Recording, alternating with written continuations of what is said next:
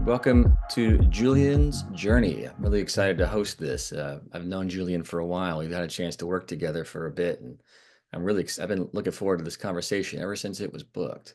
And I'm really excited for this session because we've got with us Julian Espinosa. And Julian and I have been working together for a while at One Day and connecting a little bit off the court as well, Julian, which has been fun. And this session will be something that I've been looking forward to ever since it was booked a few weeks ago. And we're going to unpack a little bit about Julian's story and also get some takeaways for our own businesses as we look to grow them, market them, etc. I'm kind of, I'm kind of excited to kind of figure out where we want to start with this. I do want to start with Julian's background. So Julian has founded a company in the healthcare space with 100K of seed money. He's now taken this health services company into a place that's sustainable and growing. I'm really excited to unpack that. I'm excited to unpack his journal with his journey with Poppy Digital, which has pushed over 15 million in sales and helped market all sorts of blue chip firms in the digital marketing space. So really excited for that. But Julian, why don't you share with us a little bit about your story and a little bit about the spark of kind of how you got into entrepreneurship, and we'll take it from there. And I think you're on mute, Julian. Oh, are you with me?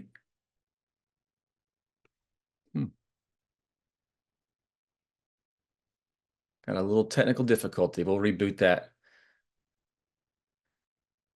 I know it was working just a second ago. We were chatting, we were chatting really nicely.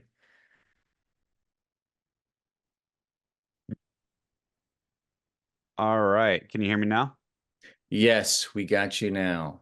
Thank you. That's the woes of being a professional podcaster. I've got a microphone that you can be pulled out just by the wrong angle. So, I got to hire you, Brian, to say my last name on all my introductions because you had a beautiful way of saying Espinosa. So, Oh, thanks.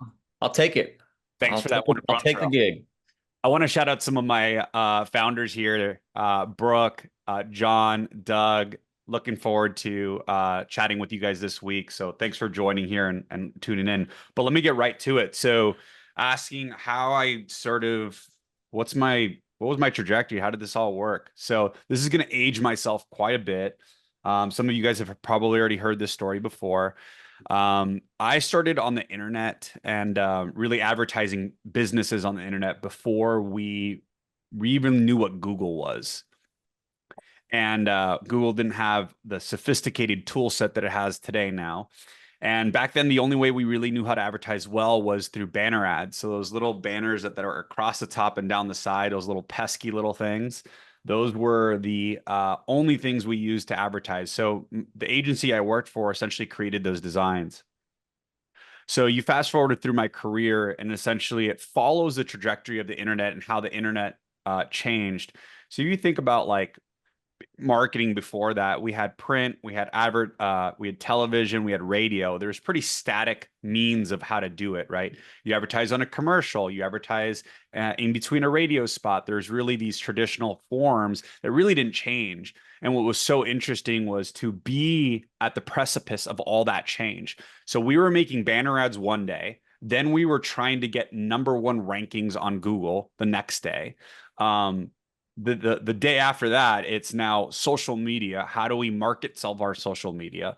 Then we start realizing video is so important. Then we start realizing audio is a thing. Then we saw Snapchat start releasing features for augmented reality. And where we are today now is we need to make sure our business starts to come up in the AI, right? When we start putting things in and our businesses start or our content starts to being reflecting in AI. So that's something that I haven't even started exploring yet. But this is the trajectory of the internet. It's so adaptive. So my career has followed all those points, and I've done marketing in each of those formats. So about 8 years ago, so I've been in it for multiple decades. I had decided that this was Actually, Something can that, can I jump in here, Julian? yeah, Because I want to sure. dig a little bit deeper on this. And Yeah. so, um, were you when you started your career in entrepreneurship, was it a choice? Was it something that was like, I want to be an entrepreneur, or was it something that you just kind of stumbled into? I mean, Yeah. you know my story. I kind of stumbled into it, through the world of creative media and the arts. And for Yep. those that don't know my story, I started in indie film and played in bands, and my as part of my the first stage of my career. But like, were you, when you were coming up through the ranks through school, were you thinking, all right, I want to be an entrepreneur, or did you just stumble into it? Yeah, I think always I had this feeling of I would want to start my company, but there was always like this imposter syndrome that was kind of a guiding principle to not starting the company. And then at some point, I had been working in SEO for 12 years. So for those of you guys don't know what SEO is, it's search engine optimization. If you know anything about SEO, it's hit or miss. It takes a while to show results. And when you even get results on the front page, it's harder to show that your customer is getting revenue from it. So, to be honest, it really didn't reflect very well on who I was. It was a product that really was it just had too much variability. So I had made recommendations to the multiple agency that I had been working on. I had been trying to get us away from this product line of SEO, and I'd been saying like, look, Facebook ads, you launch ads and either it works or it doesn't. And if it's not working, it's probably because of your audience or your creative. So let's just tweak those things. And so I had been for the last two agency, I had been trying to move us towards that direction. It's obviously hard to pivot. It's hard to adapt. And I said, you know what? Enough's enough. So I needed to do something. So I left in 2017 and I started my own company, starting with basically running Facebook ads. So at that time, I, just had to convince a couple people to say, hey, try this out. If it doesn't work, I'll give you your money back and we'll call it a day. So I had at the time when I left, I had about a 6 month runway to get it right. Um, and I had enough savings to kind of last me 6 months. And I said, all right, I'll go do it. I'll bet on myself. And Was the there a rest. mountain bike involved? Can you tell me about that mountain bike story? And I want to come to something here too. So I'm going to tee up this with the mountain bike story. But Sinatra talks about, you mentioned something that hit a nerve with her and with me. So we're going to double click on this. Yeah. This idea of imposter syndrome. Yeah. Because as anybody who knows my story, I started off playing in bands and making indie movies and decided to lead a technology company. And I kept thinking for the first year, they're going to find out I don't have any idea what I'm doing as the CEO of this technology company in 2009.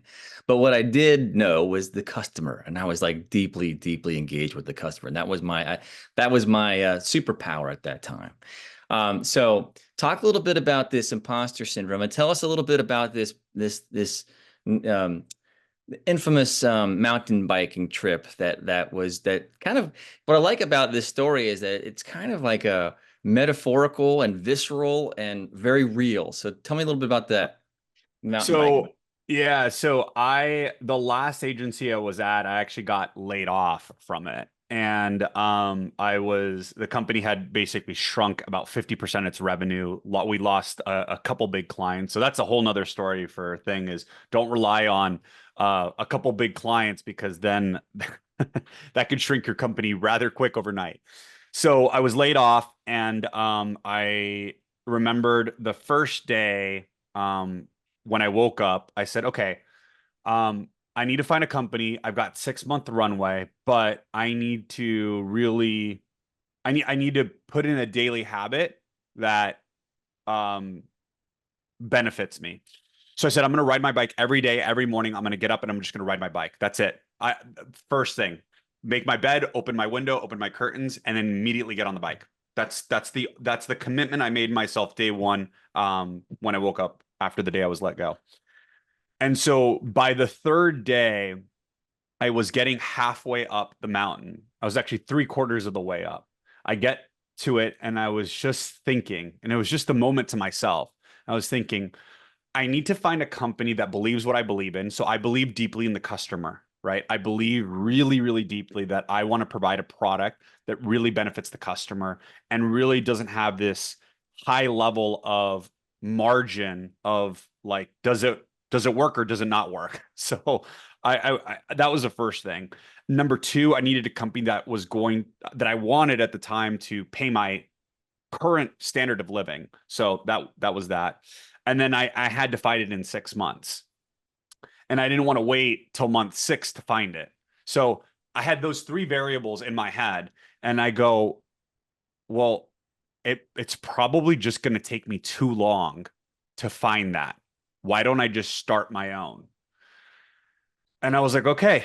So I was like, but let's not turn around, finish what you agreed to do, Julian. So I got to the top of the mountain, rushed down, helmet on, helmet on. Called a guy that I knew would take my call. Said, hey, here's what I'm thinking about starting. I'm thinking about getting doing this Facebook marketing agency. Would you be my first customer? And he goes, well, tell me a little bit about it. And I said, I'll run ads for you. I'll get them approved on Facebook. I'll charge you $500 a month, and I'll show you the ROI. I'll show you your return on investment. I can track if I make sales on Facebook, and I can give you a ROI report every month. He said, okay. So I have more to that story. I'll tell you one little bit about it. But I launched the campaign, and he happened to be in kind of a quasi um, political thing where it may not, Facebook didn't approve it. Well, they didn't. And I had taken this guy's money, and I was like, well, I don't want to give it back because I need the money. So I said, I'm gonna stick to this and figure this out. And for 2 weeks, I battled Facebook because I studied their policies, I studied what their actual thing was, and I found that my customers' business was exempt from the list. And I was like, okay, well then why don't they approve it? It just must be that someone just assumes that it's wrong or it's not an approved business. So 2 weeks later, got it approved and off to the races. The client started immediately getting results within the first 2 days. And I was like, oh, it was like a sense of relief. I was like, All right, I, I have a business. so you decide at the top of the mountain. I love this metaphor, right? You know what? Instead of finding a job that suits these three things that I want, I'm going to do it myself. I'm going to make up my mind to take a piece of action when I get to the bottom of the mountain.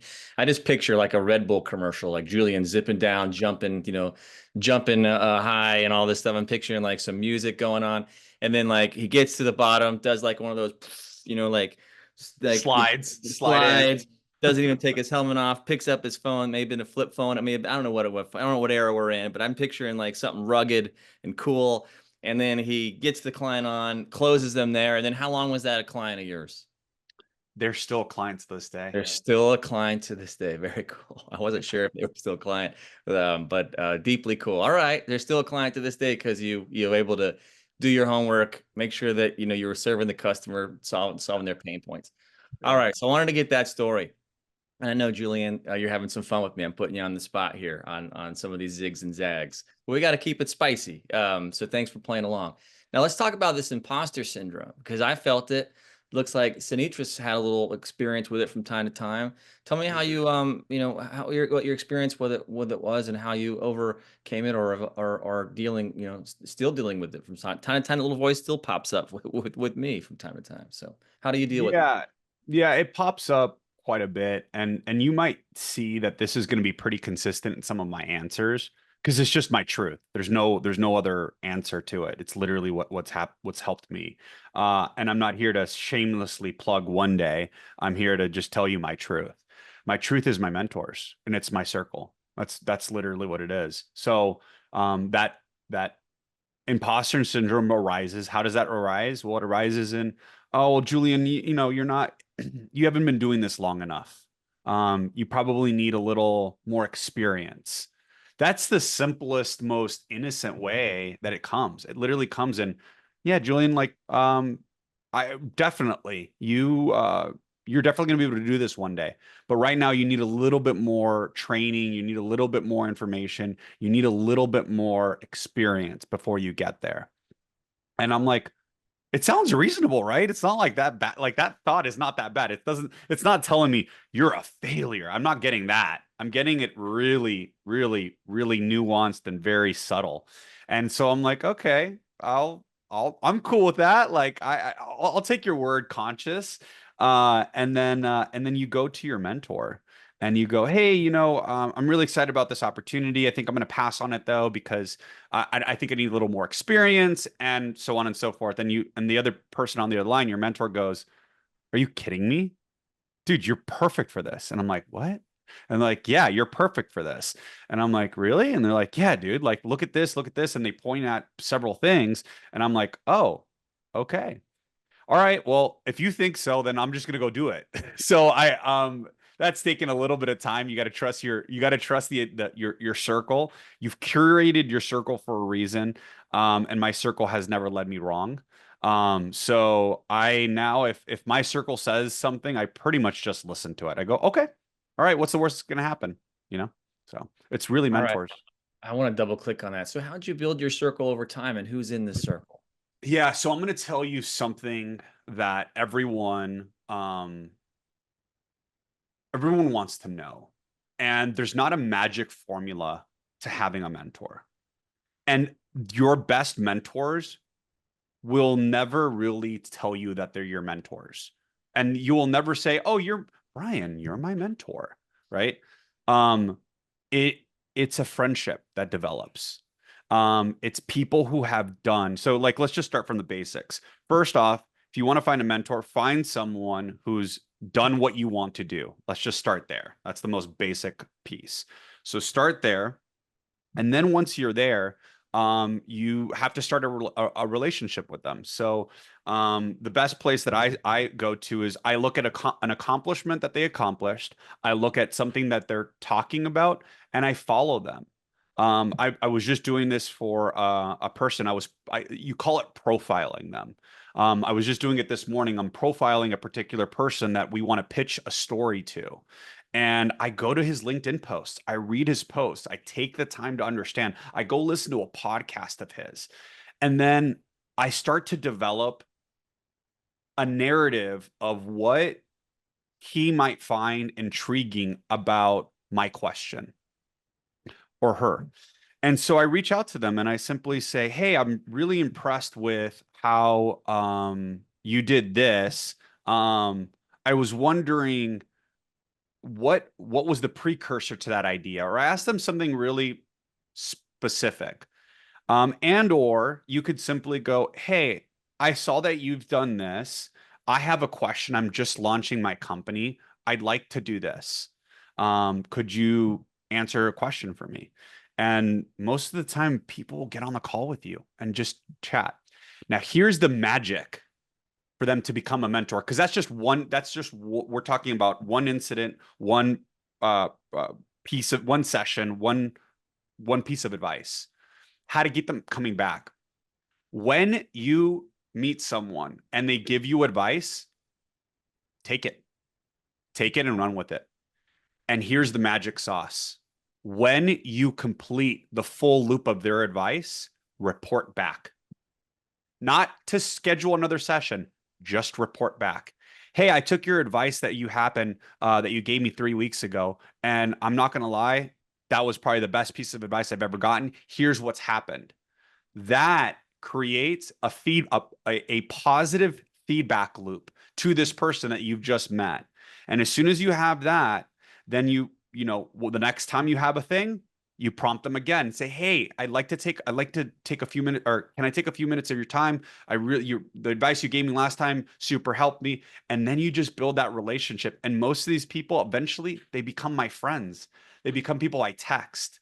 So in terms of mentors and who they are, two of them are here at One Day. You're one of them, Brian, and the other one is Greg Monterosa, who brought me into One Day. So both of you are my mentors. I come back to you guys with questions, and I come back for this full loop. And maybe you can comment, Brian, on how as a mentee of yours, that feedback loop. I was giving you that feedback loop. Yeah, yeah, it's funny as you said that. I mean, I had that experience, and I've had mentors too. I remember thinking about as you were sharing that story. I was someone who became a friend of mine. He sold his company to Google, very, very big and splashy exit. And I had my company that was about to get acquired, and I just needed help. And I remember how excited I was that he just took the time. Here's what to do. Here's what not to do. Here's what to say. Here's what you don't want to say at first, but here's what you do want to say at a certain time. And here, kind of how you play the dance. And it was so helpful. And I went back to him and said, "Hey, successful." And we became really good friends. And it's been a decade plus of actual friendship and mentorship. I'm still learning from him. So I love that. I love that perspective of the feedback loop and sharing that. Brooks got a question I think is a really good one. Do you have different Brooks asking about different mentors that you do have, and you're speaking to that a bit here. But do you have mentors for different categories? We're talking about business, but do you have other mentors that might be in, I know health is a big passion of yours. And we're going to talk about how that passion has emerged in your startup. But do you have mentors, outside of new venture building, and how does that play into your path? Yeah, I think what's interesting, that's such a good question, Brooke, because not every mentor can be everything to you, right? There's going to be a mentor who's fantastic at operations. There's going to be a mentor that's fantastic on the technical side of the business. There's a mentor that's going to be great at the finance. There's going to be a mentor that's great at marketing and sales. And there's going to be a mentor that specifically knows the nuance of the industry you're trying to launch within. So I think as an entrepreneur, one of the skill sets that we need to manifest and work through is understanding talent and understanding people's skill sets. So one of the things that I think it was just a gift that I believe I was given. I did not magically work on this. I have an ability to sense, have a decent sense, I'm not going to say great, but decent sense of what someone is skilled in and what advice that they could provide for me. So I have a mentor for finance. I have a mentor for sales. I have a mentor for marketing. I have a mentor for just the imposter syndrome stuff. I have a mentor for events when I need to do events. So I have a mentor for every aspect of how my business engages and what it needs to do. Really nice. That's also to a nice segue into Sizzle, I think, which is uh, you know, different from, and we're going to come back. So, and also, Okay. if you've got questions on the digital marketing side, you know, let's stack those up because we can, we got Julian here for a whole nother 30 plus minutes, and we can get some good questions on the digital marketing side. And I'd love to hear from y'all. But I do want to give some time because I know Julian, I know this is something that he's super passionate about, is the space of health, right? Just the lifestyle and the mindset, the physical pieces. I don't think it's any accident that you started entrepreneurship after a event where you're physically moving, right? What's the old saying? Motion creates emotion, and like you had physical momentum that you carried with you when you started that bit, when you went up on that break and busted out the phone and closed your first customer. That's still a customer to this day. But tell us a little bit about your venture into the health space, and kind of did you have was there something that triggered, or was a milestone birthday? That's what happened to me. I got super healthy after a certain birthday hit. I was like, time for me to start getting real about what I do with my body. But tell us a little bit about the trigger, if there was one, and kind of what the business does, and how it's doing, and the impact it's making as a business, and in the world. Yeah.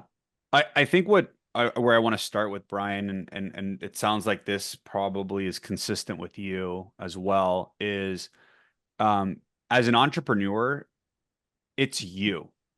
So what is you, right? It's your body, it's your mind, it's your family, it's your friends, it's everything.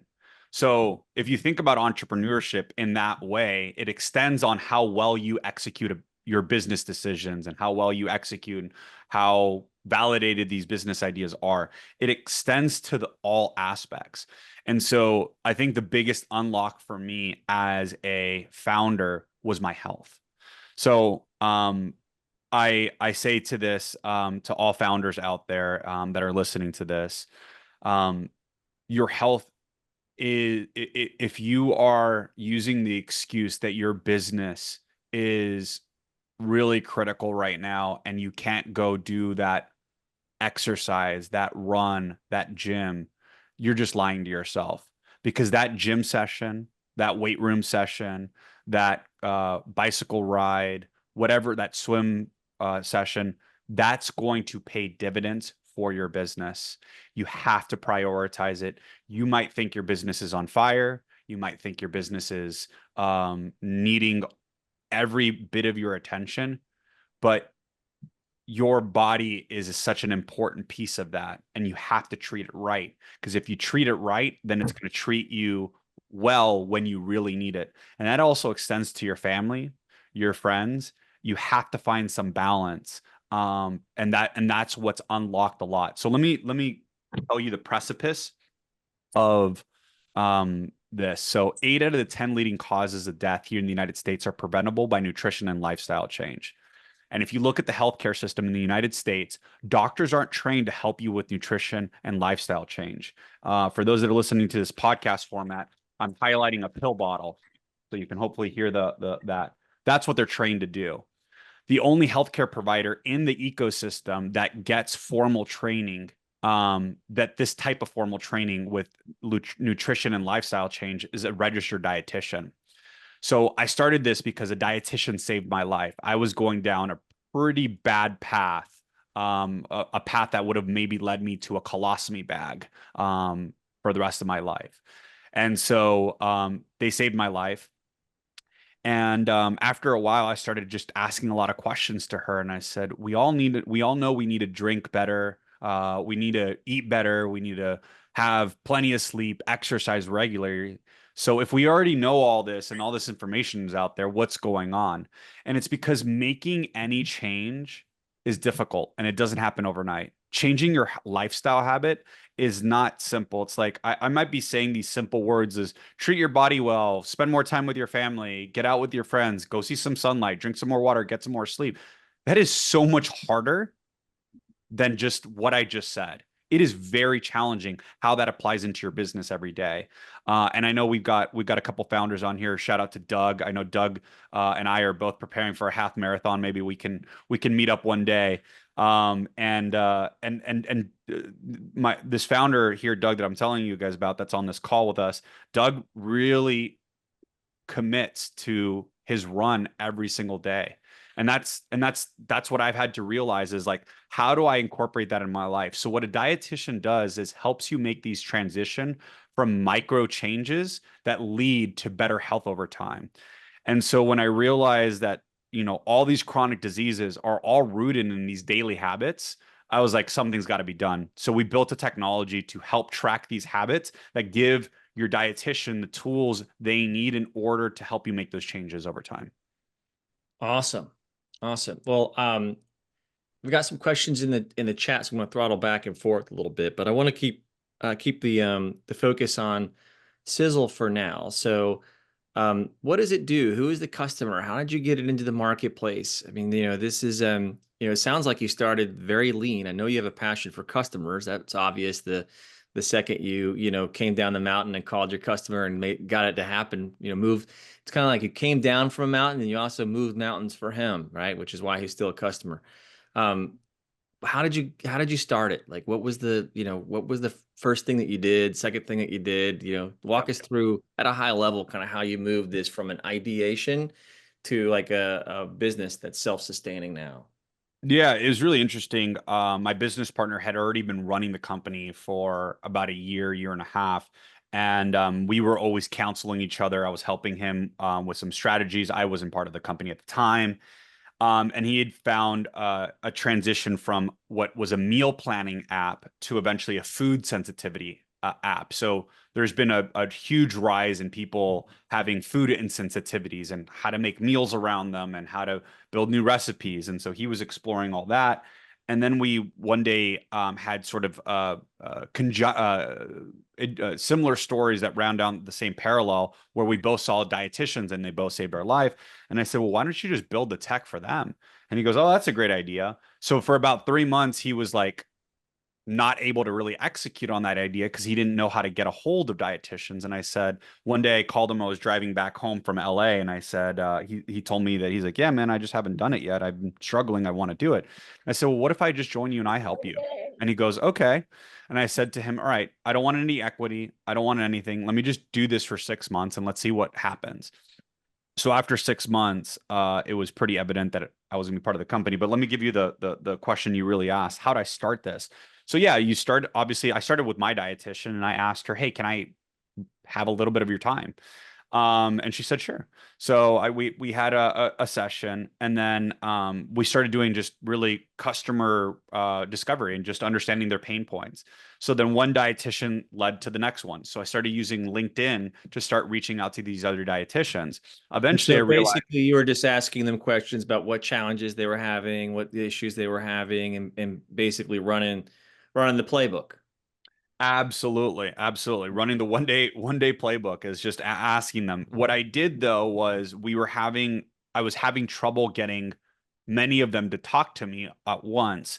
So I actually started, because of my skill set, I started a second podcast. So I had a podcast before, and I started a podcast where I interview them all. And so then I've now interviewed almost 100 dietitians, and that's how I started developing my customer validation and customer discovery is through this podcast. I'd interview them, understand their practice, and then ask them after I built a relationship with them, "Hey, can I ask you some other questions about your business?" And then they're like, "Sure." And that was it.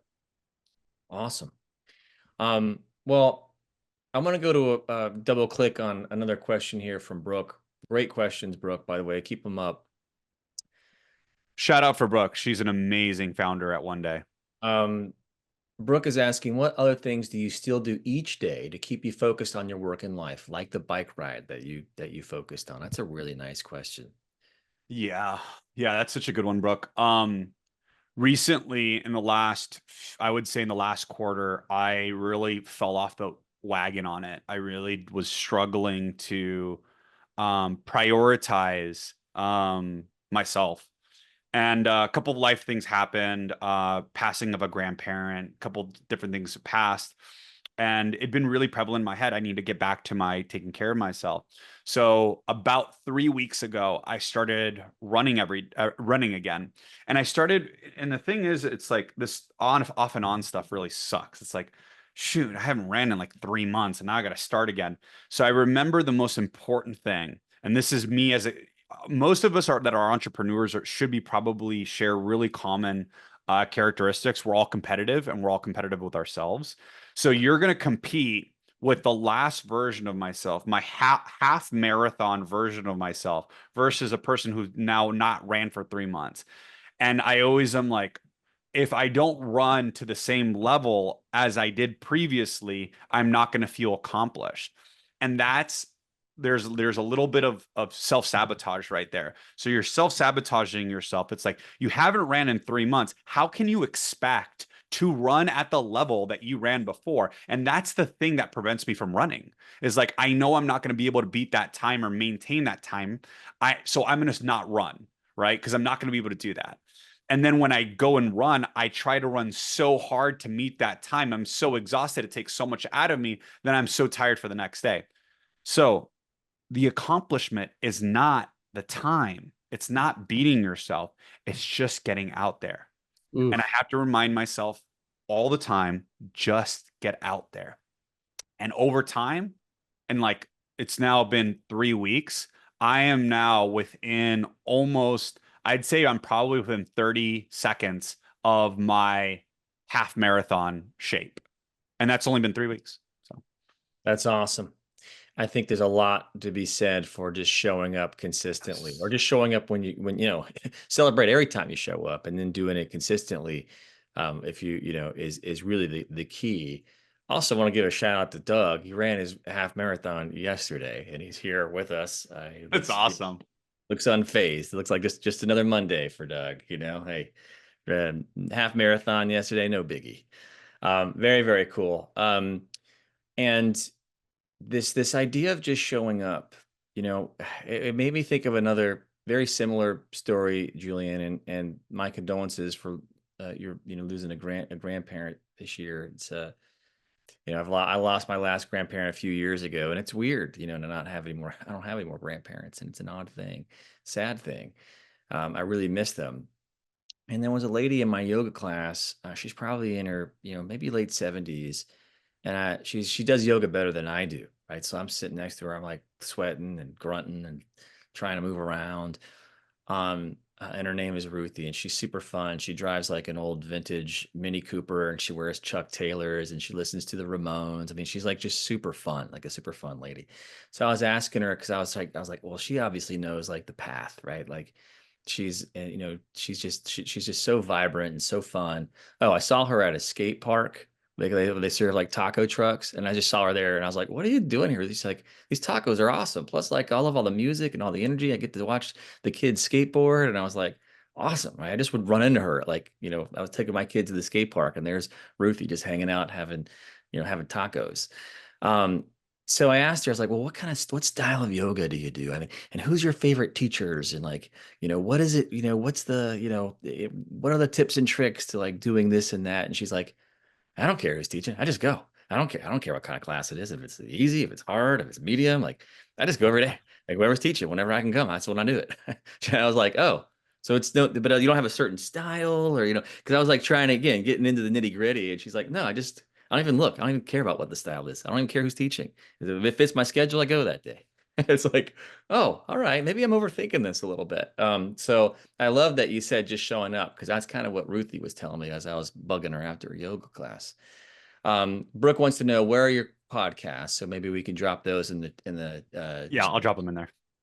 Um, in the meantime, I want to be super relevant for our audience. And our audience, Julian, as you know, are folks that are building companies and in the early stages of startups, and it's a hard stage. And so I would love for us in the last kind of third of our conversation together to, double click on a few things that you've learned from the early, some of those early chapters that we could, relay here. And I want to start with some of the biggest challenges. I mean, if you were to go back, whether it's Poppy Digital, where you again, after closing your first customer, and you talked about one of the challenges was just basically getting that job done. Um, what was another big obstacle in those early stages that was just like, oh man, how am I going to get this done? And what were the resources that you used to tackle that, and what was the outcome? This is such a good question, Brian, and your ability to find the nuance in my story to help our founders makes so much sense. So thanks for this really, really thoughtful question. I gave this one some thought because were able to give me the questions beforehand, and I'm glad you did because I wanted to really think about this one in specific and the message that I wanted to deliver for this. So everyone tune up and listen. So I joined entrepreneurship, right, when I started this as a salesperson. So I was used to selling and passing on. That's the act that I did. That's the function that I did. I would sell someone on the phone just like I did with my helmet on the phone right after that bike ride. I'd sell them, and then the next step was I would pass them on. Because I started my own company, I'm no longer passing anything on. I had to do all the steps myself. So the first thing I had to really understand is like I had to do the research, understand the best practices. I had to learn how to run the ads myself. I knew how to sell them. I knew how to talk the talk, but I had to figure out how to do it. And it was scary because I was playing with people's ad dollars. I mean, these were customers that were putting their credit cards of their business while I was learning how to do it. Um, so I did find a little bit of peace in that I would tell my customers that, look, if it didn't work in a month, just cancel and we'll call it a day. But that gave me the foundation to be able to start doing the work and testing out budgets and so on and so forth. So I think the biggest sort of lesson or the biggest challenge I had was I am skilled in one thing. I know how to sell an account. I understood the philosophies of the marketing, but I didn't know how to execute it. So I had to just go and do it. And it's going to happen, it needs to happen through research and understanding the best practices. So I found all the best marketer podcasts out there and I just started tuning in. I started watching the YouTube videos and just started learning how to myself. I didn't buy a course because, there's so much free content out there and some of the best people like just give that stuff away for free. So I just listened, joined groups, asked questions, and then just trial and error too. Trial and error. So I really did get lucky that my first client, my first success, because if that campaign didn't work, I probably would have not had the confidence to keep going. I probably would have, but it's still it's a process. So understanding what you're skilled at and what you don't know. And I'll be talking about that a little bit later too. Ooh, I like that. So kind of doubling down on what you're good at, but also like opening up those growth, opportunities too, and mentorship and getting advice from folks that know the way ahead. I want to go back to the coming down the mountain moment. It's just such a good moment. You got your first client. You were able to move mountains for this client. They're still a client to this day. What did you do to go from like 1 to 10 or 1 to 20 or how'd you get your walk us through those first critical traction? Yeah. We promised we talk a little bit about traction on this. Yeah. What were the first kind of traction channels that worked for you? Was it digital marketing right off the front? Or was it cold calling kind of Yeah. or calling, warm leads? Like how did you do this? Like walk us through your first few dozen customers. It's really interesting. As a digital marketer, you inherently develop this identity that like you should be marketing your own company. But it's really funny. What I had to realize is that in order to get the kind of business that I wanted, digital marketing was not my channel. It just wasn't. There was people with bigger budgets. There's people who could do it better than me, and I had to learn that the hard way. I launched a podcast. I started marketing, running ads. Digital marketing for my own digital marketing company, kind of a conundrum there, was not the way to get customers. The way to cut customers was by networking and getting out there and putting myself in places. So what I realized really quickly was in order to go from one customer to 5 to 10 to 20, what I had to do is put myself in a position where I looked like the expert. And so I started, my biggest success was with LinkedIn. I started positioning myself as an expert on LinkedIn because I knew how to create business from LinkedIn. So I started doing these talks on LinkedIn, and those talks led to more talks, and those talks led to more things. And then I started jumping on panels, and you'll find it very interesting if you get in front of a panel of 100 people, how many people of them come up to you, add you on LinkedIn after, reach out to you, or even call you 6 months later because they saw you at a panel and you strike at the right opportunity. So for my specific industry and the customer I'm trying to get, digital marketing was not the best use of my time. So I did it through events and uh, being on panels. So you basically went to where the customers were. If you were to sum that up. Exactly. Exactly. Um, all right, that's super interesting. I'm going to again kind of toggle back to some of the questions that I have prepped, but we got some good ones coming still out of the fire here. So I'll keep that up. I know Brooks got a really good one here, but I'm gonna I'm gonna go with Doug, and then we're gonna come to Brooks. So Doug's got a question here about some of the failures. So when things don't go right, what did you do? How did you deal with it? What would you do differently? What would you do the same? Great question, Doug. And then we're going to come to a question about concurrency with running multiple projects at the same time, which is Brooks' question. But first, I'd love to hear how you dealt with some things that don't go well, which I know has happened. You know, Brian, and I really want your perspective on this. So I want your take on this as well. I have entrepreneurship has taught me that failures and winning doesn't exist. I think that's a label that we construct on it, and we put that on ourselves. And I don't look as failure as what traditionally a failure can be considered. I learn it. I look at it more as learning. And I know, again, not to pitch the 1 day program, but like that's what the 1 day teaches us too, is that we're just learning what our customers' problems are, and we're ideating and validating and then pivoting. And so that's it. It's like if something doesn't work, it doesn't mean you're bad. It doesn't mean your idea was bad. It doesn't mean you're not good. All that means is that particular strategy that you deployed in that particular moment didn't work for that. And I was like, oh, well, that's great. I learned that. And now that I learned that, I can now take those learnings and apply that somewhere else. So I really I don't think we're going to change the world by removing the word failure or successes out of the world. But at least that's what I'm trying to put out there. I don't believe in failure or winning. So, Brian. That's an interesting perspective. I think that, what one of the things that I would um, dovetail that with my own thinking, and it's a great question, Doug. Um, there are outcomes, right? And I think that Yes. you can have a certain outcome, and then you can take a look at that outcome, and there are a lot of different ways to look at it.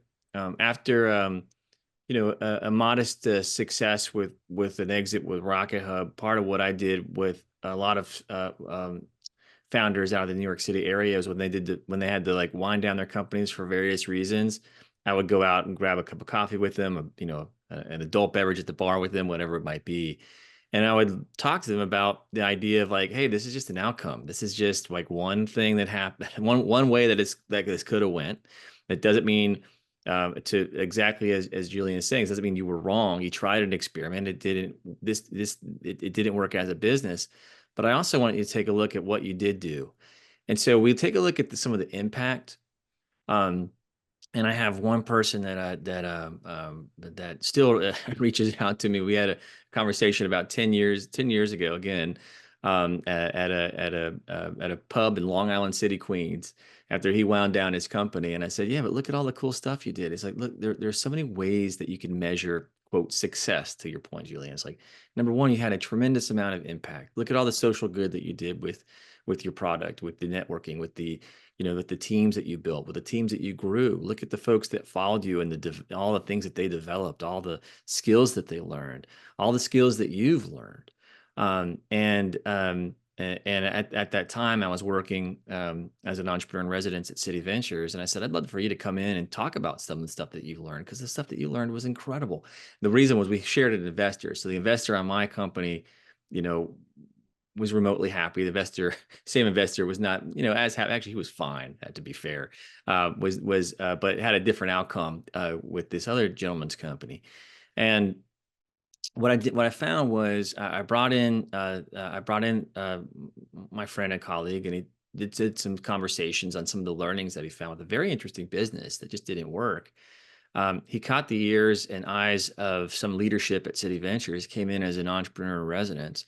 And within a couple of years, he was the chief experience officer for the entire City Ventures wing. He was like, exceptional at what he did, and had a tremendous amount of impact, and still continues to build things and does all sorts of really cool stuff. But the upshot is that, the impact that we have and the growth that we have and the growth that we see with our teams, it's not always visible right there in the moment. But if you kind of take a look back over time, you'll find that these learnings apply to the next thing, or the person that you worked with was helpful for the next thing, or this connection that you made opens a door for some other opportunity. I hope that makes sense, Doug. Julian, how am I doing here? Oh, you're killing it. I mean, I 100%. I like the word you used, outcome, right?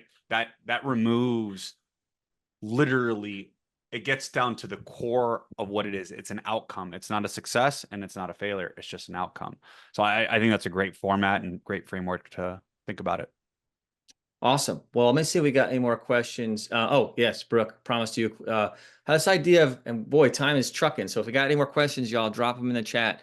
And Julian, we're not going to be able to get to everything that I have because the audience is fired up over here. So that means maybe we'll do another one of these at some other point. But um, This idea of concurrent ventures, right? I think it's tricky. I think it's a really good question because, so much focus and energy is taken just to run one successful thing. Talk a little bit about the digital venture, the digital marketing venture. It's up and running, it's working, it's going, and then you decide to do something else in addition. What was the thought process? How far along were you? How did you manage that, et cetera? Yeah, I'm not sure that it's going to be the most useful for this session. But I'll just tell you the quick version of the story. I've been doing digital marketing for two decades at this point. So it's been long enough. I've been doing it since I was 15 years old. So it's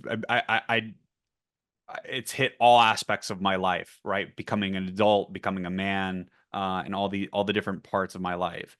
And so through that process, you learn a lot about yourself. I've been able to travel to different nations of the world, impoverished nations, some of the poorest regions of our planet. And coming back to the US, I start to just sort of develop this sort of energy within myself of like, oh, I'm marketing other companies. Do I believe in all the other companies that I'm marketing? And some of them I have great clients, and some of them just like, yeah, I don't really believe in that. I don't really believe in that. And so I start to really think of the world and my impact on the world in more of a holistic and full term cycle. And so, like I said, my health journey rallied right up next to it, and I said, yeah, I want to do something that impacts and benefits humanity in a real way. And I think having someone go viral on Facebook and TikTok, I mean that's great, but I really want to impact humanity. And so I use my personal story, and then I use the customer discovery that we found with our audience, and that's how we put it together. So not a great piece of advice, just more finding yourself and figuring out who you are. And then that dictates the business that you're going to be in. I also think there's a lot of this is timing too, right? I kind of think of these startups as being kind of like babies, right? And like in the beginning, they need everything. You got to feed them. We can't sleep that much because we're doing. Right. And then once they get bigger, they can go off to like, school and they're on the school bus. And then, we get a little more time to ourselves. I mean, it's maybe it's a choppy metaphor, but that's kind of how I look at these. And once you start to get, once the business is all grown up, then like, you know, you may have a little more bandwidth to look at other things, and even step away from the core leader day to day core leadership and look at other ways that you're supporting the business in an ancillary way, which gives room for new things. Do you have a minute I can talk about one thing that I think the audience might really respond to? Julian, for you, I've got 6 minutes. So this is one that I wrote down in preparation. Like I said, you asked some really good questions, and I had a lot of time to think about some of these answers. And this is the one that I was wanted to share with all of us. I think all of you on this call, if you're part of the 1 day program, obviously you already take this, but I want this to also elevate the decision that you guys have made. So the question you asked me is, what's one of the things that you can do to drive major systematic change in your business or your strategy or whatever? And I think the it was such a good question. I was like, oh man, I can't wait to get into this. So I think you need to start with, why do you need to make systematic change, or why do you need to make a major change? Do you need to make a major change, or do you just need to wait out the storm? Usually we start to see like, oh, I need to make a major change. And like, I felt that in operating my own agency. I'm like, I need to make a major change. And sometimes it's just about waiting out the storm. I think the ultimately all the things that I've learned from entrepreneurship, the one thing that I've learned that really holds true is, this is the one measure to being a successful entrepreneur. Can you make it to tomorrow? That's like that's like it. That's as simple. Can you make it to tomorrow? And so if you can, and if you keep focusing on the now and the present of what you need to do to make it to tomorrow, you're going to be all right. So there's a quote that I want to give you guys that's a good rubric here. The answer is not always clear what you need to do. And there's this quote that I found recently. Let's see if anyone throw it in the chat if you know who actually you need to know U.S. politics to know who quoted this. So that's a little hint.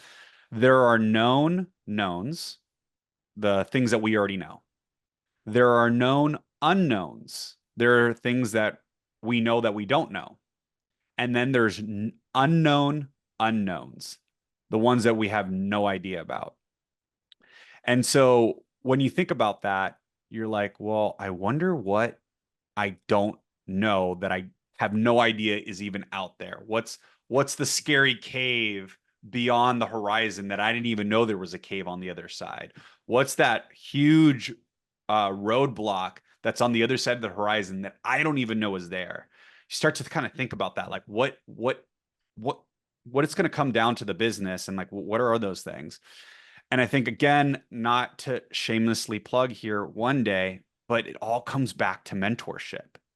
There's a reality of entrepreneurship is like you look at one of the ones that really resonates with me is Larry Page and Sergey Brin. They had a mentor. And that same mentor was like a mentor to Steve Jobs. It was a mentor to a couple of the guys in the Valley. He has actually a book. And it you just need that mentorship that can just see past the horizon, that can just see past it and know what's on the other side of that mountain. And building your circle of mentors is absolutely crucial to that. So, anyways, that's my little piece on the known knowns, the unknown unknowns, and the known unknowns. Does anyone know where that comes from? We have a stab here from Brooke What did she say? Rumsfeld. Oh yes. Oh my God, Brooke, you just went up. I She's didn't know. I tell yeah, you what, I didn't get it. So Brooke, uh, well done, well done. yeah. Well, we have got exactly a minute and a half left. That might be enough time for a couple of things. One quick question, if it comes in the chat very quickly. Also, I would invite you all to get some feedback.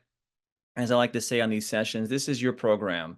This is your community. This feedback is really helpful for us as we put together these events and do more of them. So please let us know how what your thoughts were on this, so we could do more great content and more great community events for y'all. Also, we've got another event coming up. I would definitely encourage y'all to take a look at Gabby's masterclass on financial plans and forecasts. I've had the pleasure of working with Gabby on a couple of different projects, and she's absolutely exceptional. She's And if you fantastic. guys, she Absolutely. really is. She's Yeah. super fun to work with, which is kind of what you need for like the financial plan and forecast. You need somebody fun, because like it could be a little bit of a daunting task to put these together. So I think she's absolutely perfect for it.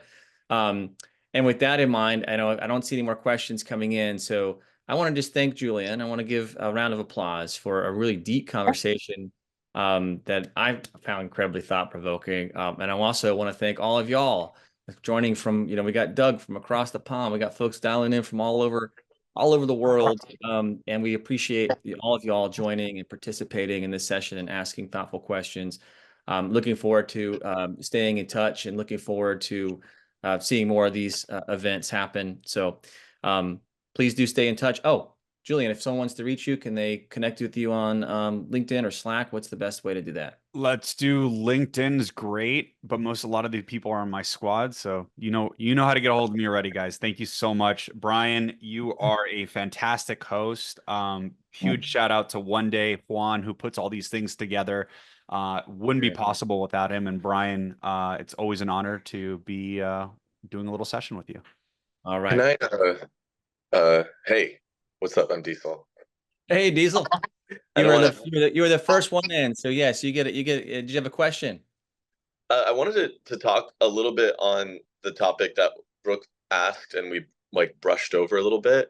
And I feel like it's worth at least discussing because we're like currently as a species, we're like at the precipice of like a mind heavy environment that's like consuming our like bodies, and we're being pulled mentally in so many ways, from all the media to like the stories to the people we meet to the experiences we go on and traveling. And And what's interesting is you guys brushed on this for a second, and I wanted to kind of echo and make a little bit more of like mental clarity in regards to the question that Brooke asked, which is like, how can I introduce more activities such as like the biking or such as yoga, like you mentioned. One of the things worth sharing in this specific topic, and that's like worth discussing since we're like speaking about this in this way, it's recognizing that like in today's environment and in our world, we're being pulled so much into the mind and we're being required to work mentally so much that we actually have to make an effort. And this is where these activities come in, but we have to make an effort to turn off our mental cognitive imagination stage and bring our focus to our five senses. And that's essentially what yoga is. That's what a bike ride is. That's what breathing is. That's what church is, if you want to look at it that way. It's essentially having some form of activity, some form of practices in your life that you can purposefully turn off the mental cognitive function of your mind and bring your focus back to your five senses while you're awake. And echoing again off of Brittany's question, Brooke's question, when she was like, what else can I do? I just feel like it's worth sharing. Brooke, like one of the easiest ways to look at this kind of like a relationship in your life is to just find activities in your day that your body naturally feels like it's connecting to its five senses. And so that might be breath, stretching, the gym. I mean, there's so many of those activities that we currently implement. And a lot of us as a species are purposefully introducing more of those activities to help create a regulated mental experience. And it's worth at least sharing in this way and discussing in this way, because then it brings a lot more clarity into your day as to basically what Brian said, which is just go do it. It's essentially just go turn off the mind during your day, like it's necessary. Kind of what Julian was talking about at the beginning of like he had to do his run, he had to prioritize that. It's the same kind of thing, just prioritizing or trying to prioritize throughout your day times and moments where you purposefully, intentionally turn off your cognitive imagination stage, I the love mind. it, Diesel. I love it. Let me jump in here. I want to sum up this like, get in touch with your five senses, right? Yeah, Getting away from the screen, connecting in community. I think Diesel, you just inspired me. I'm going to go see what the waves are doing. I'm going to go do a little quick session, because exactly. thanks to your comment here at the end. So I love that. Getting off the screens, getting together in community, getting in touch with nature, your physical form. Wonderful steers. Let's keep it going. Let's keep the conversation going over on the Slack. Thank you for bringing that up, Diesel. And like I said, I promised I was going to call on you, so you kept me honest in the end. I love it. I just I felt want like to. it's sharing I to want. Brooke to help Yeah. her Oh, out. yeah. Good. Good. And Brooke, yeah, she Yeah. got great questions and great participation across the board. I want to make sure we're honoring the time for everybody here. So, Julian, thank you again. Anyone who has any questions or anything, please reach out. And much appreciate all of you, all of our participants and our guest of honor, Julian. Thanks, Brian. Thanks, Diesel. Thanks, everyone. Appreciate it. Much love.